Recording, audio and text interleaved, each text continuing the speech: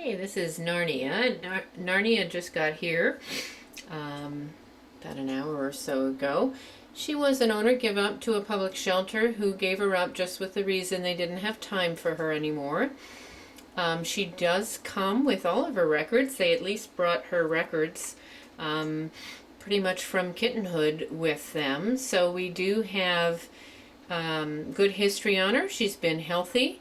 She's had quite a bit of dental work. She's missing her front canines as well as many of the teeth on one side of her mouth, but if you can see from her size, it certainly doesn't seem to have affected her food intake, and she actually does need to lose just a tiny bit of weight.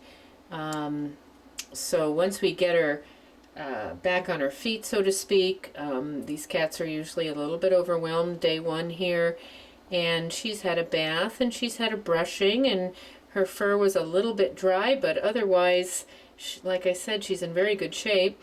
Once we get her back on her feet and eating well and all, then we'll look at putting her on what type of food will be best for her to do some slow weight loss.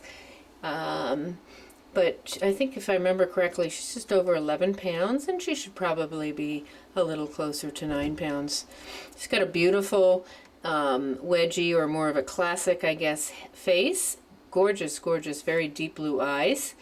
And we don't know much else about her at this time, so we'll see how she does as she settles in. But I always like to get kind of a video going the first day that they're here, so that people can start deciding whether they'd be interested in her or not. So I think she's got great potential to be a very nice cat to go into a home as a healthy owner give up cat with some medical history, and looks like she's avoided all the shelter nasties and everything that most of these cats do get exposed to, so that's all good news for her.